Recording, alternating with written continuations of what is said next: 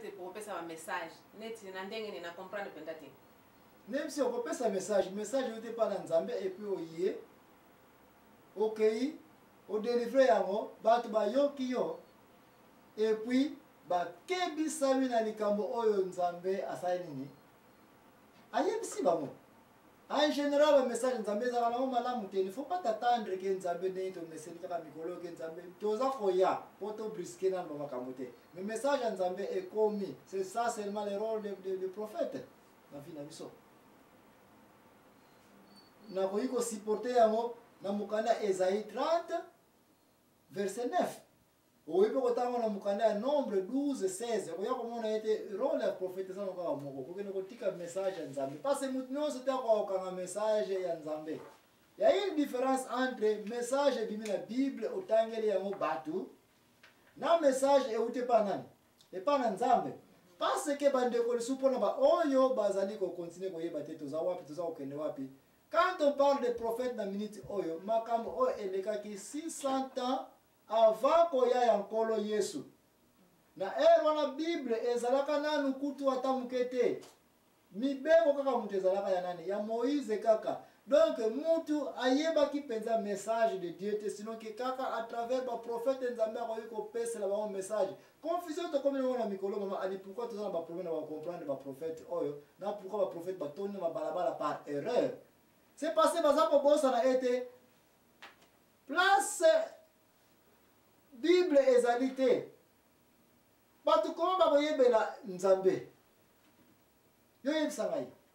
Faut que la Bible ça wana. Bon, siko ezate, batu ba koyebela Nzambe ndengeni.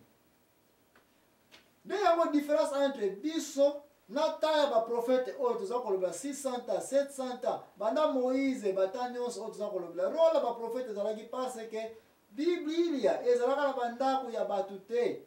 Makambo ebele bayebaki te. Iniki moyen Nzambe akoki ko utiliser ba prophète oyo mo utiliser ezawana.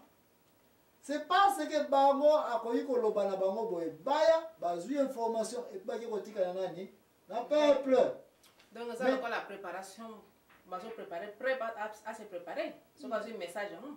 Bon, ce qui est la vision, va se préparer en fonction de la vision et comment ils akoya. Mais ce qui est un message, c'est dans ngai. Ngai na yo tozana besoin ya prophétie. Ngai na tozana besoin prophète te Nicolo aya ko yebisa so makambo ya Nzambe parce que bana Genèse ti na Apocalypse c'est dans ngai. Il y a plein de prophéties. Oyo esalema toyo ko ngotala.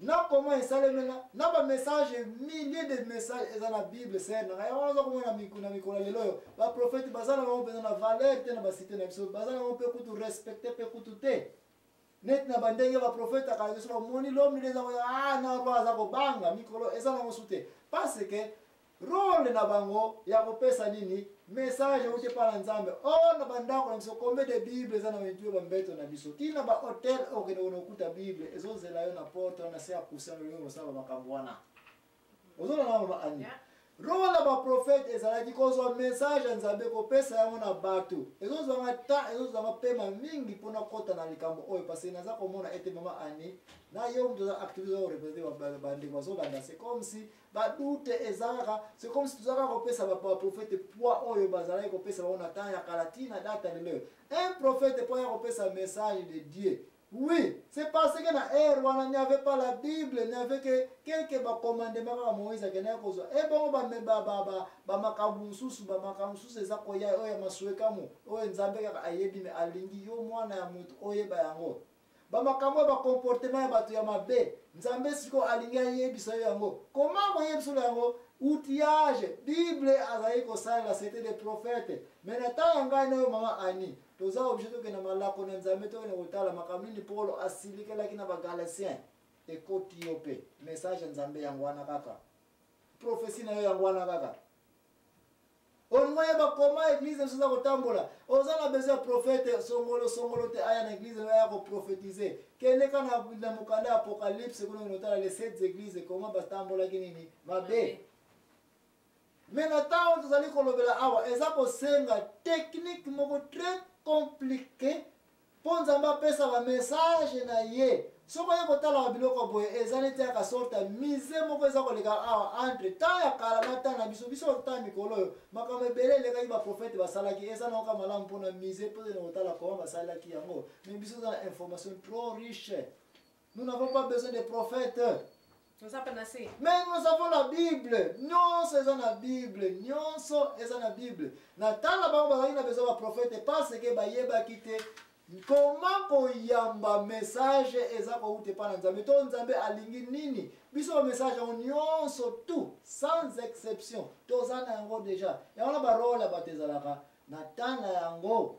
Likambo na tana yango eloko na esika na yango. Taya ba prophète ser na ngai ezalaki parce que l'homme n'avait pas l'information. Et seul l'homme de Dieu muto ba pointer pa na Nzambe yo na préparer pour yo ka voir na ngai pour ko pesa message de erreur na basalaki ba prophète. Posikoyo na ebite. Posuki ba net ba prophétie mususu tozui.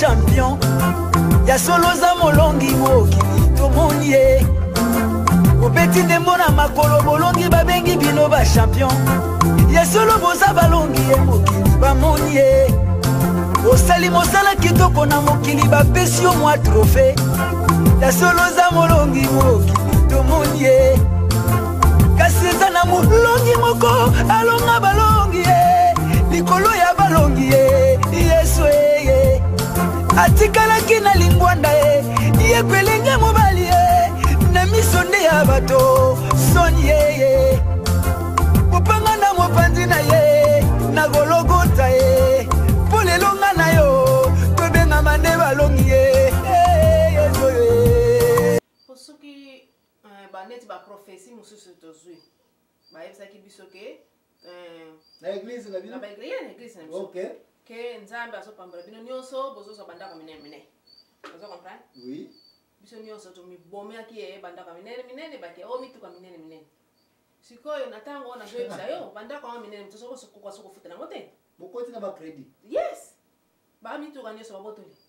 Bandaka nyonso soko kwa susu te. Ngwana émission na biso jusque là mama anitokomi na deuxième épisode na deuxième semaine tuzaka kokonde ça clash za ko parce que tous watana biso réseau tous watana biso c'est passé matin oyo to programme oyo to ba recherche oyo to sili ko sala na ba de ko internet merci ngo wa ben biso watini biso ba recherche na bango na ba résultat nyonso ko pesa ni comment toza awa ba passer les belé puis ba participer na émission oyo parce que ngala za impresseur na za ko présenter Mama ani ezali solo moko ya matata pona ko déchiffrer secret eza koleka na prophète ezape mate ya moko très sensible et ko toucher société na biso d'une façon na ba angle ba église belé et ko zala ki to provoquer bango ba kokanisa bongo mais biso zala poto provoquer ba tout zala poto utiliser la vérité qui est mopanga Mbeli et pas sur la carte. Mbeli ce qui est l'équipe aux rayon de contrôle te. Ce qu'on a rayon de balayage épais. Okozika okozoka ya mwana émission la vérité o inaza ko kumisa nzambe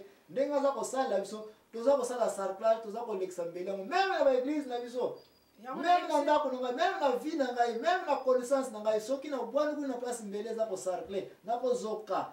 Mama ani likambo oti koloba awa baprofete bayaki na église na bino kopesa bino baprophétie boye na boye toza koya mpo toyeba bavrai prophète bazalaki ubi baprofete ya lokuta mpe bazalaki estce olingi sikoyo nasupporte likambo oyo ezali na nombre 12-16 na Esaïe 39 ete role ya profete na kaka moko kopesa message ya nini ya nzambe nalobi kopambola bato. Pas nécessairement, ça ce sont des additionnels seulement dans la quand on dit principal, secondaire pesa nango, n'est-ce pas? Mais principal, rôle principal à un prophète, Ezara Moko. Quand on dit un message, Nzamba lobi et pas ya bateau. Bilo wele kuta motango tata Noa apesa ki prophétie nege bula ekobeta azojama pa enoki bato bayoka na kaka ke toto ngaka nini? Nzaza Noa. Poso batongi nzaza Noa te mbula eko ya kosani eko ya kobeta. Mama ani, okoki kozala exemple susu oyo okoki koyeba ete role ba prophétie na vie na biso eyaka kosala nini? Eza préparation, bazoyeba ye kopesa bino message pour se préparer. Bon se préparer nini ezali koya, n'est-ce pas?